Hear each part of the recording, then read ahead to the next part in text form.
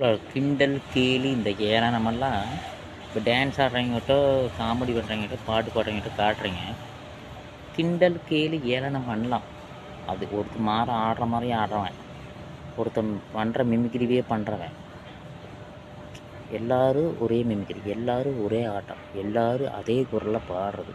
இவங்களை நீங்கள் கிண்டல் பண்ணி ஏற்றுக்குவாங்க, சிரிச்சுக்குவாங்க, பரவாயில்லன்னு விட்டுருக்காங்க. நம்ம ஃபேமஸ் ஆகணும்.